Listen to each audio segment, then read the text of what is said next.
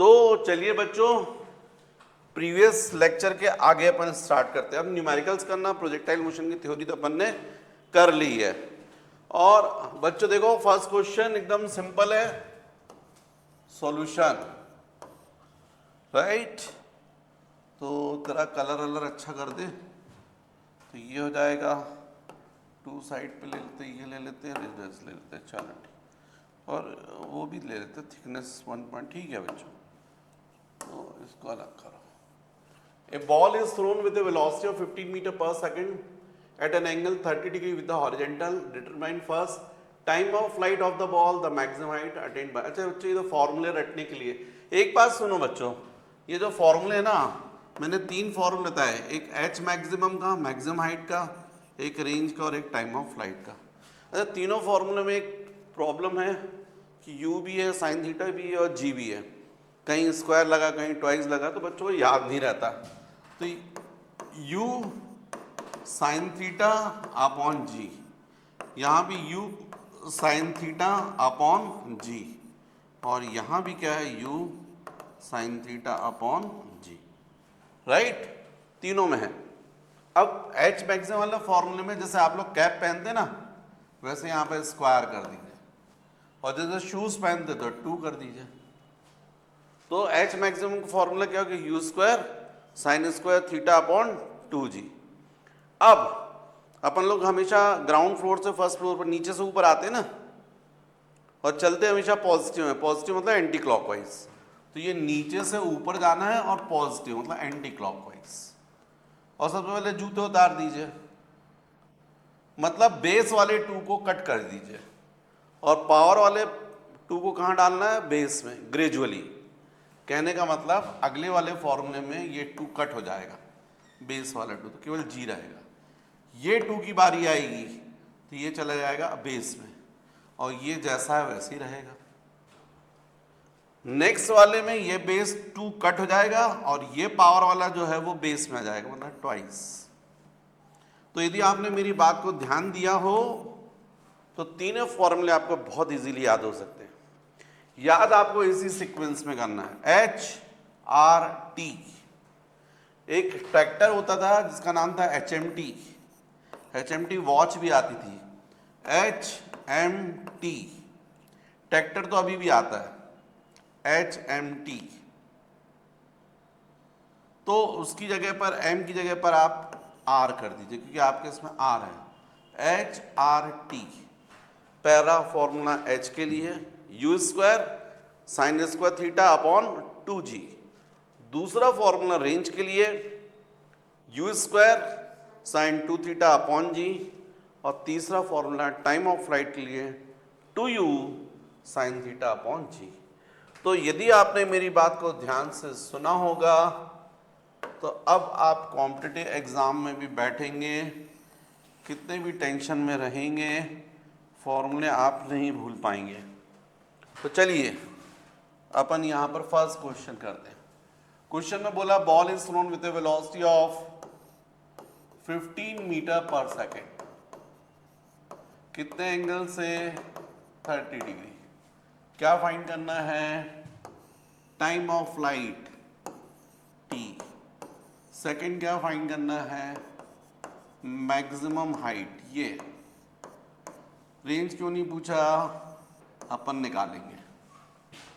तो बच्चों solution, capital T is equal to 2u sine theta upon g. देखिए ना आप, मैंने आपको h का फॉर्मूला क्या बताया, u square sine square theta upon 2g। Range का क्या बताया, u square sine 2 theta upon g. Time of flight का लास्ट था 2u sine theta upon g. तो t is equal to 2, u बोलो बच्चों 15, ये जाएगा साइन 30 अपॉन जी मतलब 10। साइन 30 1/2 होता है, कैंसिल, तो t is equal to 1.5 second. ये हो गया फर्स्ट आंसर। फिर सेकेंड आपसे पूछा गया है h मैक्सिमम। h मैक्सिमम का फॉर्मूला मैंने बताया आपको, you square sine square theta upon 2g। तो अपन इसको पूरे को भी स्क्वायर कर सकते हैं। अब यहाँ पर हो जाएगा h मैक्सिमम बच्चों u कितना है 15, ये जाएगा sine 30 square upon 2 into g मतलब अप्रॉक्स 10, तो h maximum is equal to h maximum 15 square 225 sine 30 1/2 1/4 upon 20, right.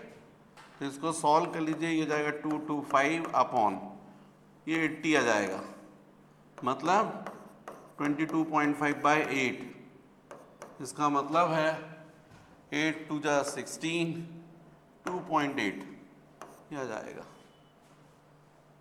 और तीसरा पूछा नहीं है, हम लोग निकाल सकते हैं। R इज इक्वल टू क्या फॉर्मूला होता है, u square sine 2 theta upon जी।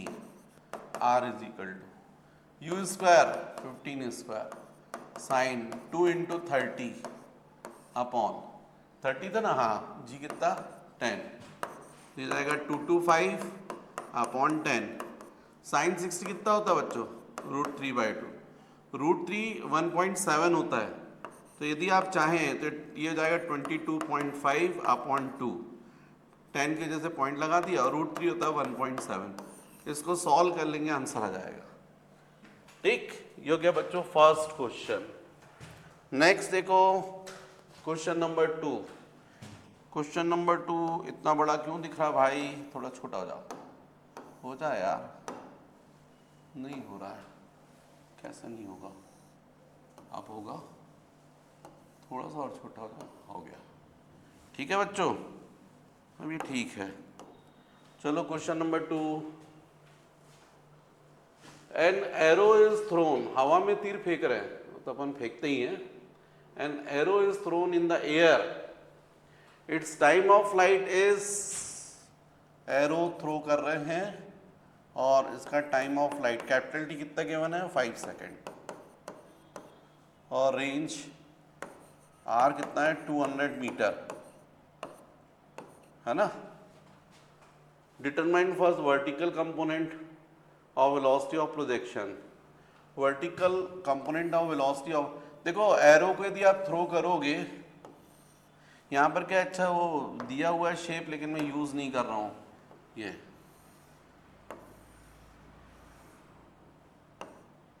ऐसा, अरे यार बच्चे बोलते सर कहाँ आप लगाए हो सुंदरता के चक्कर में, आप तो पढ़ाओ मजे से, बोले हम लोग को जो है कंटेंट से मतलब है।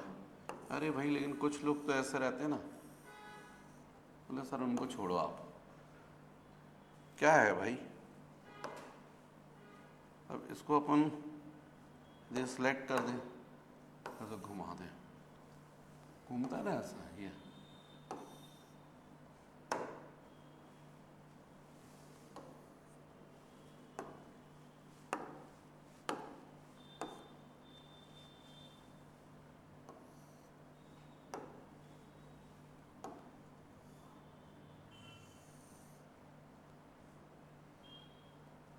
चलो सर बोले इतना बहुत है, अब तो आप पढ़ाओ सर, कहाँ मज़ा, क्वेश्चन सॉल्व करेंगे उसमें ज़्यादा मज़ा आता है। वेरी गुड, ऐसे बच्चे मुझे अच्छे लगते हैं जो ऐसा बात करते हैं।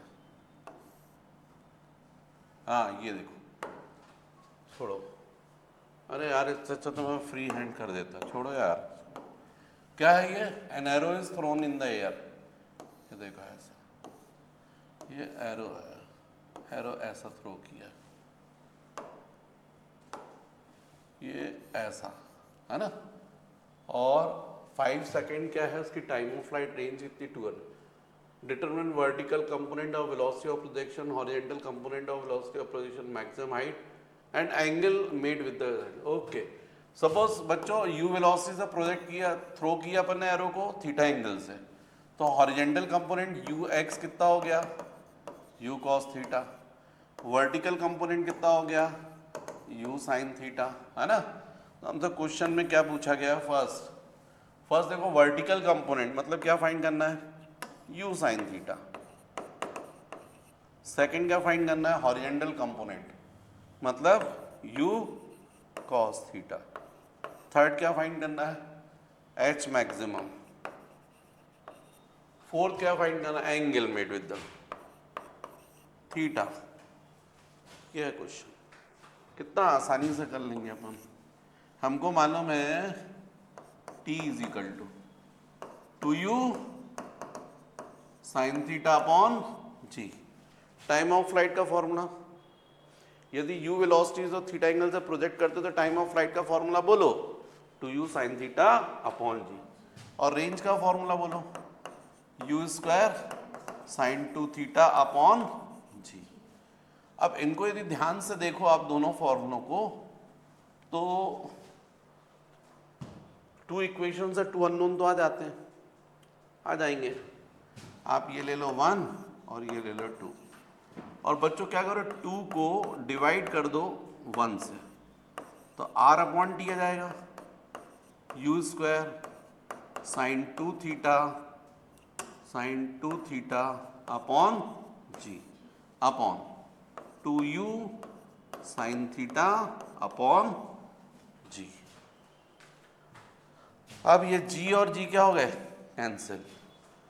थोड़ा सा और सॉल्व करें इसको। r की वैल्यू रख दो बच्चों, r बोलो 200, टाइम ऑफ फ्लाइट की वैल्यू 5, राइट हैंड साइड पे u स्क्वायर, एक u कैंसिल हो गया, और क्या बचेगा? u साइन 2 थीटा, मतलब 2 sine theta into cos theta. Sine 2 theta का फॉर्मूला क्या था? 2 sine theta into cos theta, और डिनोमिनेटर में क्या है? 2 साइन थीटा, तो 2 साइन थीटा कैंसिल, और ये कितना आ गया?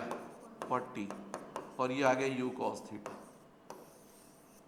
तो बच्चों अपन ने एक्चुअली में ना सेकंड वाला क्वेश्चन जो उसका आंसर आ गया अपने को, क्या निकाल लिया अपन ने? u cos theta.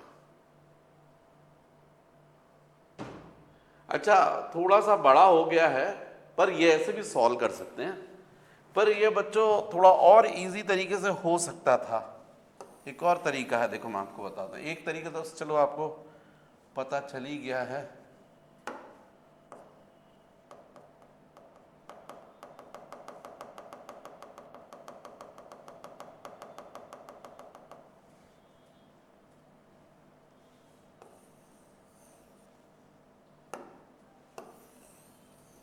और आसान करते हैं इसको, आप लोग के लिए अच्छा रहेगा और बढ़िया तरीके से।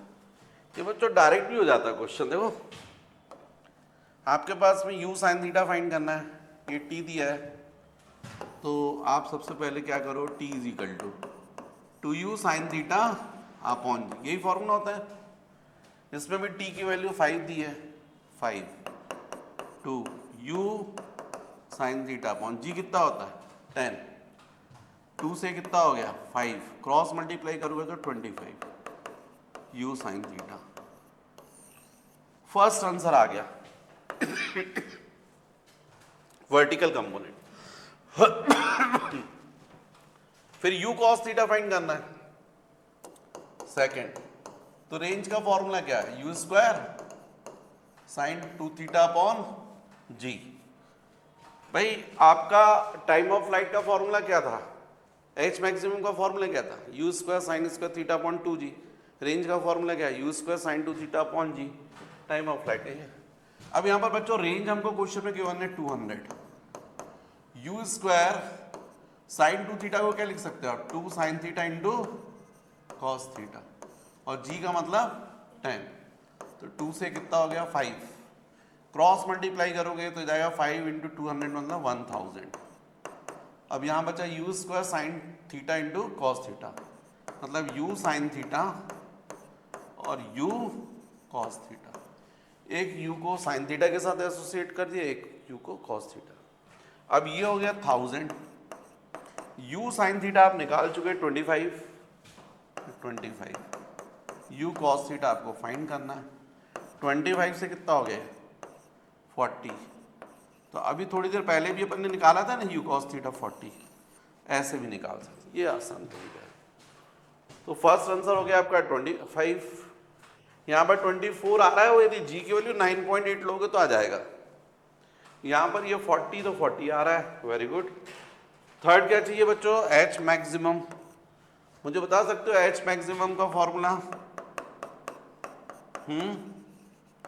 You square sine square theta, मतलब यू पर भी स्क्वायर और साइन थीटा भी स्क्वायर, मतलब u sine theta whole square upon 2g।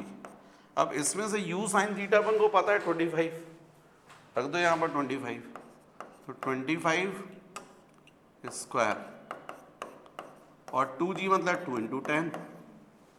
तो आप सबको पता है कि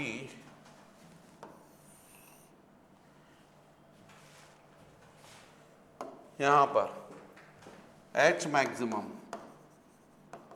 25 स्क्वायर मतलब 625 है ना, अपॉन 2 इंटू 10, तो h मैक्सिमम ये 10 की वजह से 62.5 हो जाएगा अपॉन 2, तो h maximum is equal to 31.25 approx. ये वाली g की वैल्यू 9.8 लेते तो आप एग्जैक्ट आंसर जाएगा। अब बच रहा है फोर्थ। फोर्थ क्या फाइंड करना, थीटा। अरे तो बच्चों u साइन थीटा पता है, u कॉस थीटा पता है, डिवाइड कर दो u sine theta upon u cos theta. u sine theta कितना था 25, u कॉस थीटा कितना निकाला आपने 40। u साइन थीटा ये, u कॉस थीटा ये, u क्या हो गया cancel, sign theta upon cos theta क्या हो गया tan थीटा, 5 हो गया ये हो गया 8, 5/8, theta is equal to tan inverse 5/8, 5/9 जो लिखा है वो गलत है, वो यदि 25 की जगह अपन 24 करते तो भी वो गलत था, 5/8 ही आएगा। हाँ ठीक है बच्चों, 5/8 आएगा। ये हो गया question number 2। Next question number 3।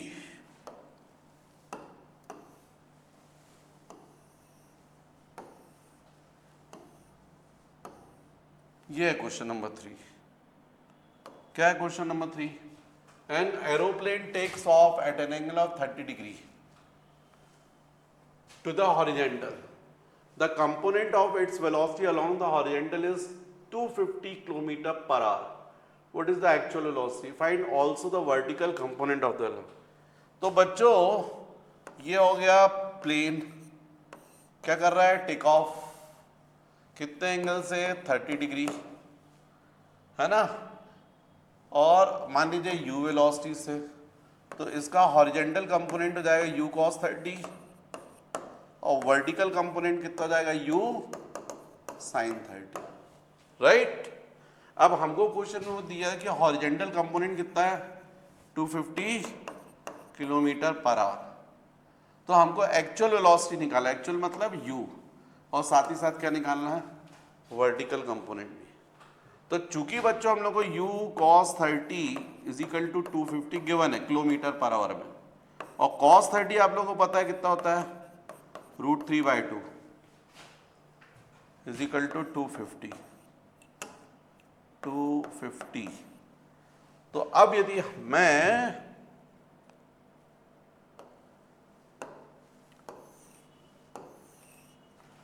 यहां पर क्रॉस मल्टीप्लाई कर दूं तो कितना जाएगा u into 250 into 2 500/√3, cross multiply करो तो ये 250 इंटू 2 500/√3 इतना जाएगा।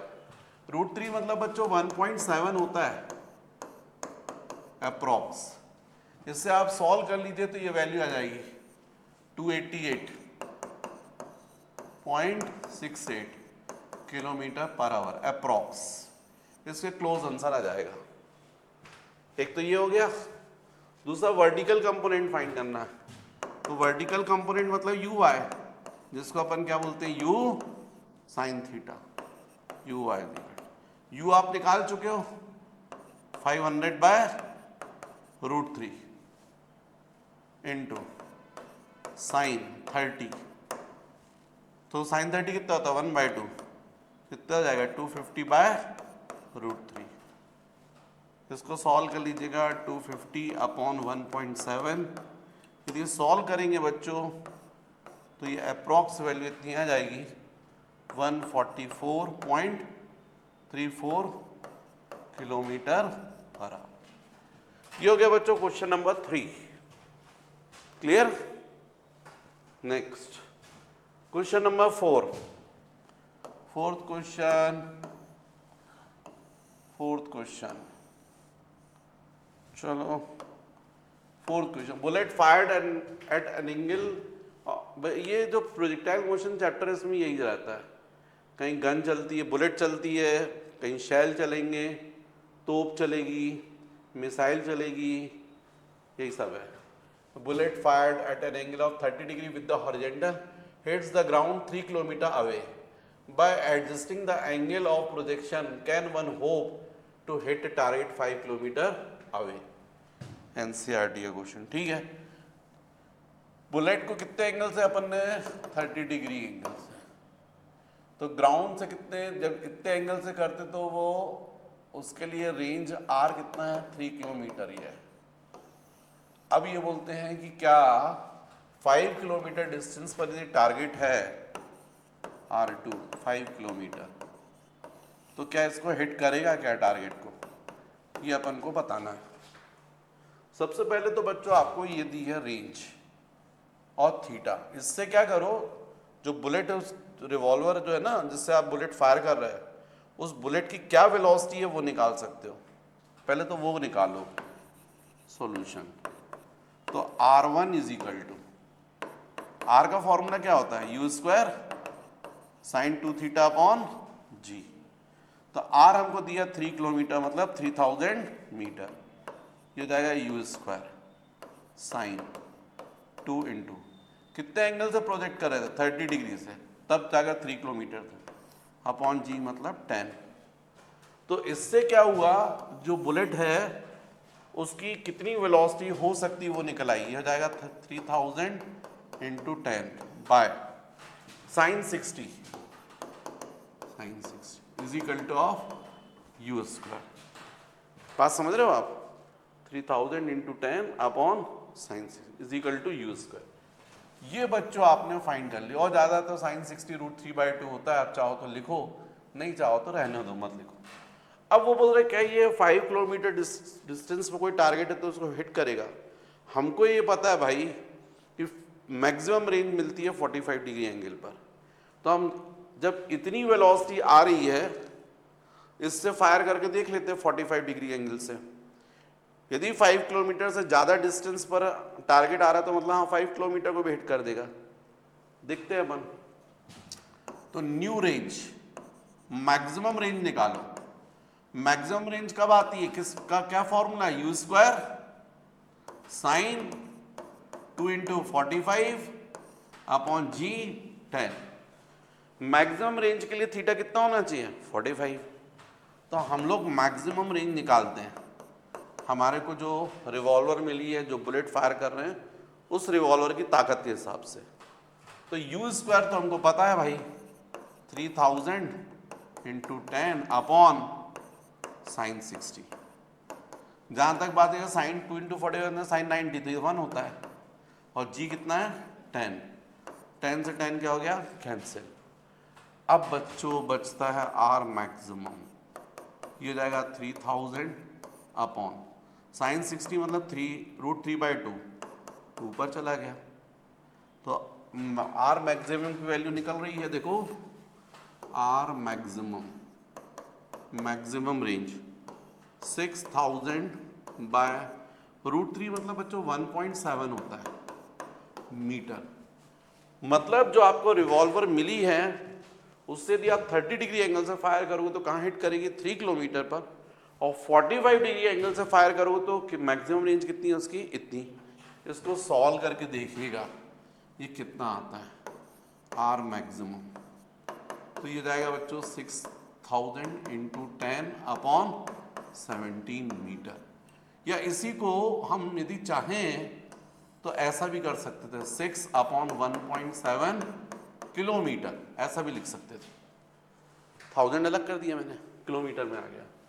अब ये हो जाएगा R maximum is equal to 60/17 kilometre, मतलब मैक्सिमम रेंज। 17 का टेबल सुनाओ मुझे, कितना आता है? 17 1 जा 17, 17 2 जा 34, 17 3 जा 51, 17 4 जा 68, मतलब 3 से जाएगा ये, 3 पॉइंट।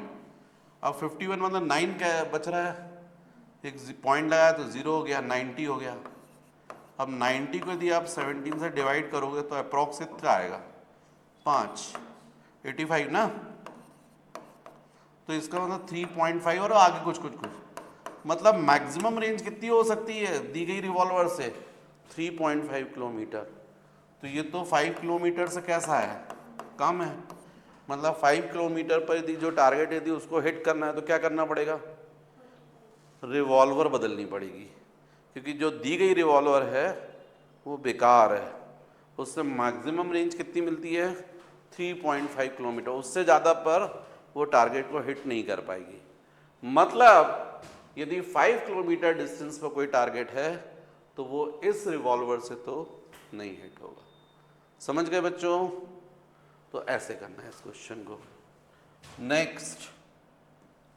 नेक्स्ट क्वेश्चन आपके सामने है, ये है, ये है, यहाँ ले आओ, आ गया। अब बताओ बच्चों क्या लिखा है? Cricketer can throw a ball to a maximum horizontal distance of 100 metre. How much high above the ground can the cricketer throw the same ball? मतलब उसके बाद जो ताकत है उस ताकत से वो maximum horizontal distance 100 metre cover करता है। यदि मैक्सिमम हाइट पर थ्रो करना है उसको तो कितनी हाइट पर जाएगा? अरे ये तो मैक्सिमम हॉरिजॉन्टल डिस्टेंस मतलब मैक्सिमम रेंज वो हमको 100 मीटर गिवन है। मतलब क्रिकेटर ने क्या किया होगा? अपनी जो ताकत है जिससे मान लीजिए वो यू वेलोसिटी से थ्रो कर सकता है, तो पक्का उसने 45 डिग्री एंगल लिया होगा, तभी जाकर वो कहाँ पर हिट कर रहा होगा? 100 मीटर पर। ऐसा क्वेश्चन में बोला है मैक्सिमम रेंज उसकी है, मतलब पक्का 45 से किया होगा। तो इसका मतलब कितनी वेलोसिटी से वो थ्रो कर सकता है वो निकाल लो। तो मतलब क्या हो जाएगा? Formula R is equal to u square sine 2 into 45 upon G। तो R की वैल्यू कितनी है बच्चों? 100, u square sine 91 upon G मतलब 10, क्रॉस मल्टीप्लाई कर देंगे तो 1000 is equal to u square. तो u इज इक्वल टू कितना हो जाएगा?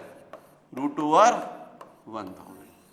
मतलब वो जो मैक्सिमम थ्रो कर सकता है जिस वेलोसिटी से वो अपन ने निकाल ली। अब अपन को मैक्सिमम हाइट कितने थ्रो कर सकता है वो पूछा है। भाई इस एंगल से प्रोजेक्ट करेगा तो केवल इतनी हाइट मिलेगी, लेकिन हमसे तो पूछा है कि how much high above the ground. अरे हाउ मच हाई के लिए उसको ऐसा थ्रो करना पड़ेगा अपवर्ड। क्यों? क्योंकि h का फॉर्मूला क्या है आपका? You square sine square theta upon 2g। यदि h की वैल्यू आप मैक्सिमम चाहते हो तो साइन स्क्वायर थीटा की वैल्यू क्या होनी चाहिए? मैक्सिमम। साइन स्क्वायर थीटा की मैक्सिमम वैल्यू कब होगी? जब साइन थीटा की वैल्यू मैक्सिमम होगी। और साइन थीटा की मैक्सिमम वैल्यू कितनी होती है? 1। साइन थीटा की मैक्सिमम वैल्यू कितनी होती है? 1। तो जब यहाँ 1 रख दोगे तब ये h कैसा आएगा? मैक्सिमम आ जाएगा। लेकिन sine theta is equal to 1 कब आता है? जब थीटा कितना होगा? 90। इसका मतलब है यदि वो जो क्रिकेटर है वो मैक्सिमम हाइट पर थ्रो करना चाहता है तो बॉल को किस तरफ फेंकना पड़ेगा? ऊपर की तरफ। वो ऊपर जाएगी और कहाँ तक पहुँच सकती है? जितनी उसके पास ताकत है उसके हिसाब से वो मैक्सिमम हाइट कवर करेगी। समझ रहे बात? मैक्सिमम रेंज के लिए कितने एंगल से प्रोजेक्ट करना चाहिए उसको? 45। लेकिन मैक्सिमम हाइट के लिए कितने एंगल से प्रोजेक्ट करना चाहिए उसको? 90 डिग्री। करते भी देखा होगा कैच प्रैक्टिस के समय जस्ट ऊपर थ्रो करते, बॉल ऊपर जाती है, फिर वो कैच प्रैक्टिस करते। तो बच्चों ये h अपन फाइंड कर सकते हैं। h यहाँ पर यू स्क्वायर तो फिक्स हो गया, √1000, साइन स्क्वायर थीटा 1 हो गया, 2 हो गया, जी 10 हो गया। तो h इज इक्वल टू, यहाँ पर बच्चों ये 100 का निकालो तो 10√10 आ जाएगा अपॉन 2 इंटू ऑफ 10, ये कैंसिल हो गया है ना। तो कितना बचा, √10 अपॉन 2, √10। अब यहाँ पर ये जो वैल्यू थी 100 वो मीटर में थी, मतलब ये सब मीटर में है। यू स्क्वायर कितना, अच्छा यू और √1000 था, यू स्क्वायर कितना था 1000, तो मुझे यहाँ पर रूट नहीं करना चाहिए था, क्या करना था, यू स्क्वायर की वैल्यू 1000। देखो यू स्क्वायर कितना था 1000, तो 1000 इंटू 1/2, तो इससे एक 10 के अंदर 100/2 50 मीटर। इसका मतलब है कि क्रिकेटर यदि जितनी उसकी ताकत है उसके हिसाब से यदि वो 45 डिग्री एंगल से प्रोजेक्ट करेगा तो बॉल कहाँ गिरेगी 100 मीटर, और इतनी ही ताकत से यदि वो ऊपर थ्रो करे तो बॉल केवल कहाँ तक पहुँचेगी 50 मीटर तक, क्योंकि डायरेक्ट जी जो है वो किस तरह वर्क करेगा नीचे, इसलिए वो मैक्सिमम हाइट जो रहेगी उसकी कितनी रहेगी इस रेंज की जस्ट हाफ। ठीक है, ये हो गया क्वेश्चन नंबर 5th। तो नेक्स्ट बच्चों question number 6th।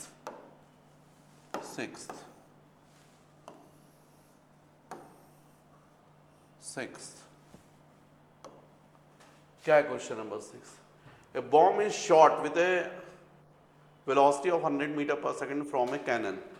If the bomb is to be sent at a distance of 500 meter from the cannon, then what should be the angle of projection of the bomb? मतलब यहाँ पर question में बोला गया है cannon है क्या, हाँ कैनन, तोप, इससे एक गोला छोड़ा गया है ऐसा, ठीक है, किस वेलोसिटी से 100 मीटर पर सेकेंड, कहाँ जाकर गिर रहा है 500 मीटर हाइट पर। हमसे पूछा है कितने एंगल से प्रोजेक्ट किया गया, थीटा बताना है, रेंज पता है, यू पता है, थीटा। तो बच्चों रेंज का फॉर्मूला बोलो, R is equal to u square sine 2 theta upon g. Range कितना है 500, यू कितना है 100 square sine 2 theta upon g मतलब 10, क्रॉस मल्टीप्लाई करोगे तो आ जाएगा 5000, और 100 स्क्वायर मतलब साइन 2, तो इससे करोगे तो कितना हो जाएगा 2, इसका मतलब 1/2 is equal to sine 2 theta. अब इसका मतलब ये कितना लिखा हुआ है, साइन 30 की वैल्यू है is equal to sine 2 theta, मतलब 2 थीटा इज इक्वल टू 30 है ना, थीटा इज इक्वल टू मतलब 15 डिग्री से यदि आप फायर करोगे तो वो 500 मीटर पर जाकर हिट करेगा। लेकिन मैंने आपको बताया था किसी बॉडी को यदि आप थीटा से प्रोजेक्ट करें या 90 माइनस थीटा से तो भी वहीं पर जाकर हिट करेगा। तो एक तो थीटा ये है, इससे रेंज कितनी मिलेगी 500, और दूसरा एंगल क्या रहेगा theta 2 is equal to 90 minus theta, तो 90 माइनस थीटा पर ने कितना निकाला है 15 डिग्री, तो सेकेंड एंगल कितना आ गया 75। इसका मतलब है यदि कैनन को आप 15 डिग्री एंगल पर सेट करोगे तो भी वहीं जाकर हिट करेगा, और 75 करोगे तो भी सेम डिस्टेंस। बात समझ में आ गई बच्चों? Next question number 7th।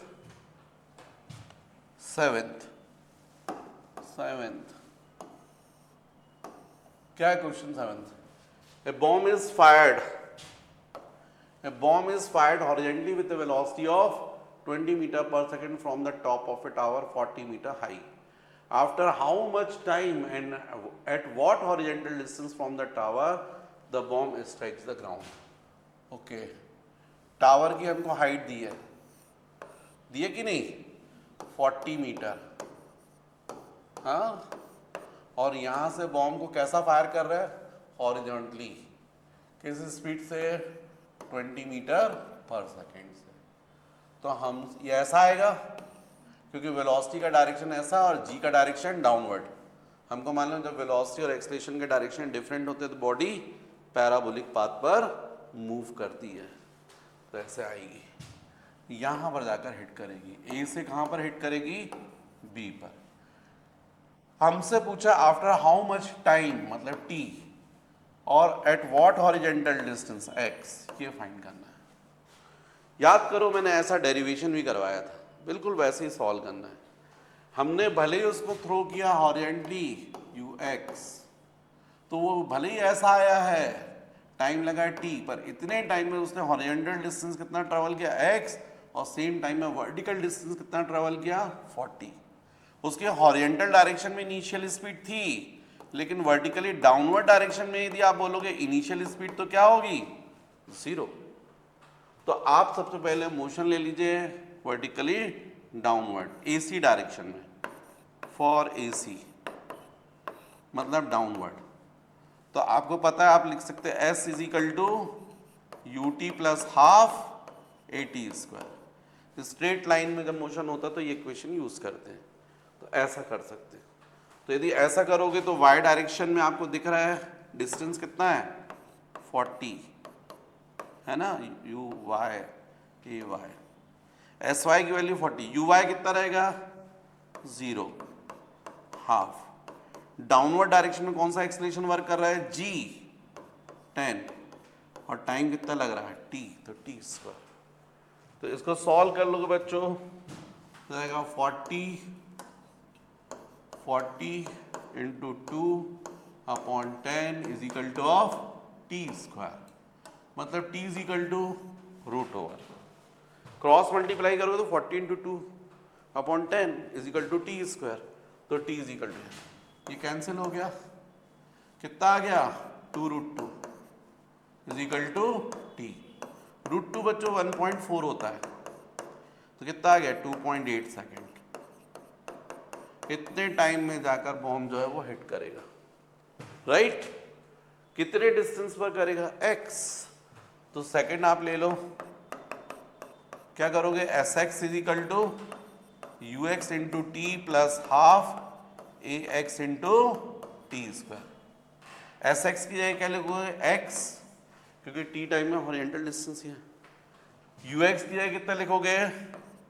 20 initial velocity, और टाइम तो आप निकाल चुके हैं 2.8 प्लस हाफ। हॉरिजॉन्टल डायरेक्शन में एक्सेलरेशन कितना रहता है? 0 इंटू टी स्क्वायर। ये तो खत्म हो गया, तो केवल x बचा, तो कितना हो जाएगा? 20 इंटू 2.8। इसका मतलब x is equal to 20 into 28/10, ये कैंसिल हो गया, 56 मीटर, 57 आ रहा है। एग्जैक्ट वैल्यू चाहिए तो g जो है वो 9.8, 9 पॉइंट, अपन अपने फास्ट कैलकुलेशन के लिए g कितना ले रहे हैं? 10, इसलिए आंसर भी क्लोज आएंगे। समझ गए बच्चों? तो आज इतना ही, नेक्स्ट लेक्चर में देखते हैं अपन और क्वेश्चंस, ठीक है?